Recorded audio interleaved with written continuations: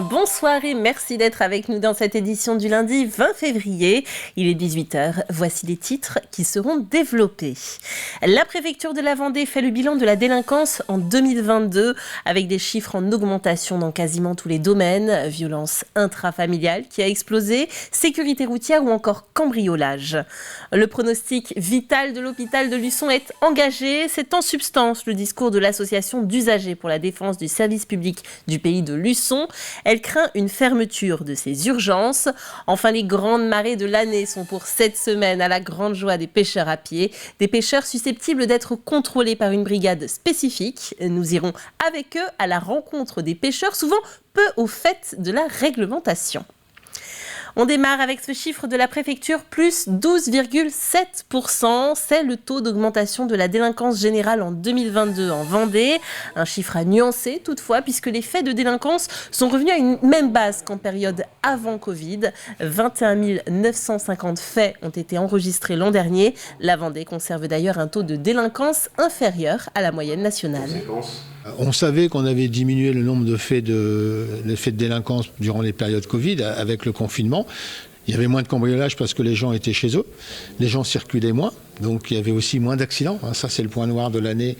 On a quand même eu 50 tués sur les routes cette année, avec une progression de 10% du nombre de blessés et une progression de plus de 3% du nombre d'accidents. Donc là aussi, ces chiffres ne sont pas bons. Là, on va engager à nouveau, on va poursuivre, intensifier les opérations de contrôle, parce qu'il y a trop de gens qui roulent en état d'alcoolémie, 30% à peu près sur les 50 tués, et puis aussi qui roulent trop vite.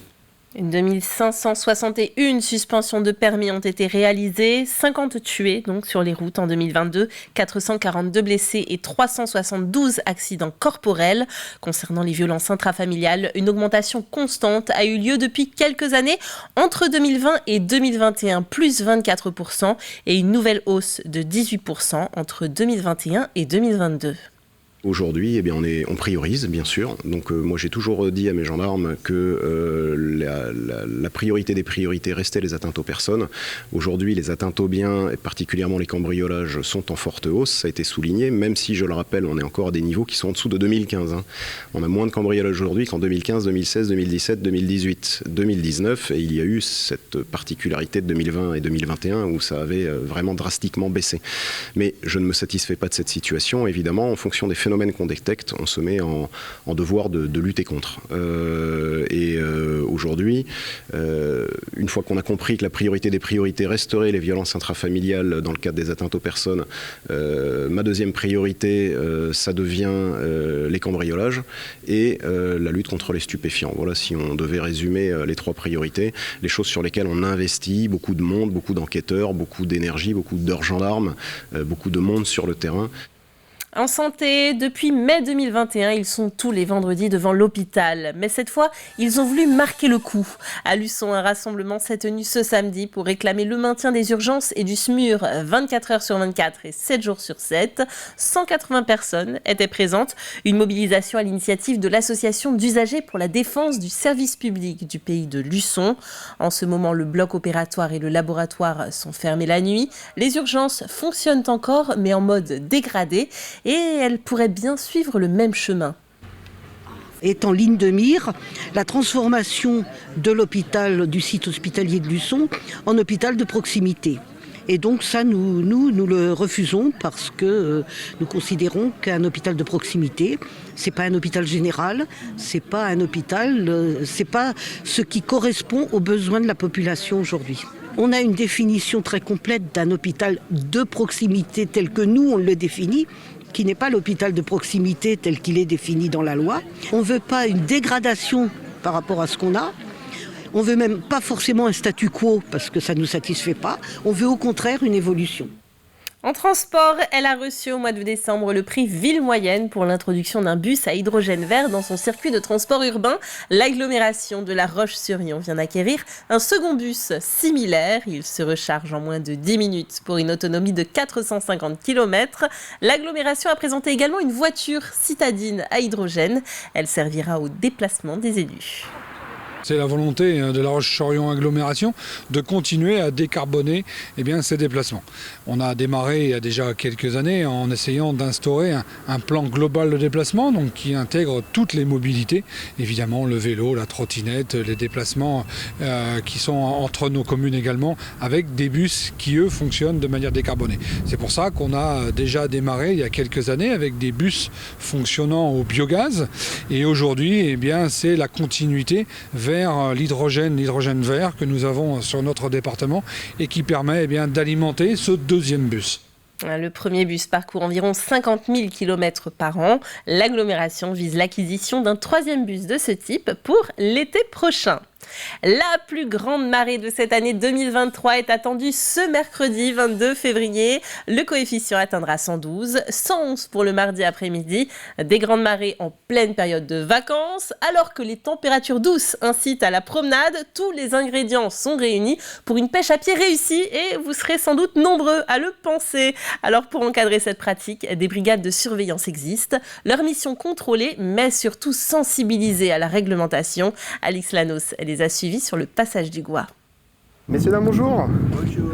Nous sommes les techniciens d'unité ressources halieutiques de la Vendée. Vous tombez bien. On tombe bien. Je crois que oui. Parce que c'est trop petit ça. Alors. Ils sont nombreux à être venus profiter de cette grande marée pour pêcher la palourde. Mais outils en main et bottes aux pieds, beaucoup ignorent la réglementation en vigueur. Je ne savais pas qu'il y avait des règles. Donc c'est une première fois pour moi. Alors Thomas et Nicolas contrôlent certes, mais font surtout de la sensibilisation. C'est des touristes et ils connaissent pas du tout la pêche et souvent on veut avec les amis leur montrer forcément le Gois. Et aujourd'hui on a énormément de monde sur une surface qui est assez réduite. Donc nous notre action c'est vraiment de sensibiliser justement au niveau des tailles et quotas pour qu'on puisse avoir une ressource pérenne. 3 kg maximum par personne et une taille minimale de 3,5 cm pour les palourdes. À cette saison, après la visite de Thomas et Nicolas, nombreux sont ceux qui doivent vider leur panier.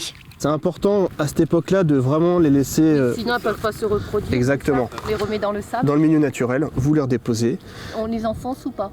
Vous les remettez en fait là où vous les avez pris, donc c'est ici. On se rend compte que notre pêche depuis 1 heure, il y en a les 3/4 qui sont trop petites et on va les remettre dans leur milieu naturel, voilà. On reconnaît vite les habitués qui viennent eux parfaitement équipés. Oui, il faut tout pour le genou pour pas avoir trop mal, le seau et le gabarit avec le grattoir en plus, c'est impeccable pour contrôler à peu près les dimensions. La surfouette est autorisée mais avec une lame de 6 cm. On va regarder ça s'il vous plaît. C'est pile poil 6 cm, donc c'est bon. Pour ces professionnels, il s'agit de garantir la ressource en coquillage, bien sûr, mais aussi de préserver le milieu. La baie de Bourgneuf, classée Natura 2000, abrite en effet plusieurs espèces remarquables de plantes, comme la zoster ou certains vers marins très fragiles. La pêche à pied peut occasionner des dérangements au niveau de l'habitat, des vasières et également des oiseaux. Donc nous, on essaie de sensibiliser les personnes par rapport à ces problématiques-là, pour essayer de concilier les enjeux environnementaux et également les aspects touristiques, professionnels qui sont présents en baie de Bourgneuf. Pour une bonne pêche à pied, pensez également à vérifier les arrêtés pris en fonction de la veille sanitaire.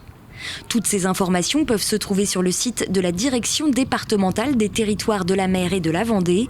Les contrevenants risquent jusqu'à 1 500 € d'amende. On ouvre à présent une page sport avec ce match en retard de la 16e journée de National 2 de football. Les Herbiers recevaient Vierzon, la lanterne rouge du classement. Et les Rouges et Noirs ont étrillé cette équipe du Cher. 1 but en première mi-temps, 5 en seconde. Une très belle victoire et 4 succès de rang pour les Herbiers qui s'emparent de la première place avec 2 points d'avance sur le Gaulle FC. Une légère avance sur le plan comptable qui invite à la prudence dans le staff vendéen. Satisfaction déjà, bien évidemment, d'avoir gagné 6-0. C'est pas commun. On savait que ça allait être un match compliqué, c'est ce qu'on avait dit toute la semaine. C'est jamais simple de recevoir une équipe qui joue son maintien. On a fait plutôt une bonne première mi-temps, même si ce que j'ai dit à la mi-temps, je pense qu'on pouvait accélérer un peu plus nos actions. On a corrigé 2-3 choses simplement parce que la maîtrise y était. Et puis en deuxième mi-temps, c'est vrai qu'effectivement, avec la profondeur que l'on a mis et les bons ballons, on a pu doubler, puis tripler, donc, et faire la différence jusqu'à la fin du match. On est forcément heureux ce soir d'être premier. Après, il ne faut pas non plus s'arrêter à ce soir. La saison est longue, elle va être compliquée jusqu'au bout. À nous d'être performants jusqu'au bout. Les Parquets à présent avec la 13e journée de Ligue féminine de basket. Le RVBC 5e recevait Saint-Armand 10e avec une prestation un peu décevante des Tigresses. Les Lyonnaises sont menées 45-42 à la pause et la seconde mi-temps n'y changera rien. Elles s'inclinent 71-75. L'équipe qui a gagné ce soir, je pense qu'elle a mérité son match. Quand je vois les stats, elle mène pendant 33 minutes. Donc 33 minutes devant, je pense que on est tombé sur une très belle équipe de Saint-Amand ce soir. Et puis une équipe de La Roche qui a été trop sur courant alternatif. Donc on ne peut pas se permettre de jouer un ou deux cartons sur un match de 40 minutes. Il faut qu'on soit dans l'intensité pendant 40 minutes. Et ce soir, je pense qu'on ne l'a pas été, quoi. Il y a le début de match qui est un petit peu fatal, où on les met, je pense, en confiance. Et puis après, derrière, plusieurs fois dans le match, où vraiment on manque de constance, on manque de puissance, on manque d'intensité défensive. Et ça nous fait déjouer sur l'ensemble du match. Et puis, suite et fin du circuit des plages vendéennes qui s'est clôturé ce dimanche. Antoine Devanne du team LMP La Roche Vendée Cyclisme remporte la 6e et dernière étape. Au classement général, c'est Lucas Boniface de l'équipe Vendée qui l'emporte devant Théo Cottard et Antoine Devanne. Côté féminin, c'était un contre-la-montre de 19 km pour conclure ce 36e circuit des plages. La formation Lanester Women Bretagne Sud a remporté l'épreuve. Il est temps de refermer ce journal. Merci d'avoir été avec nous.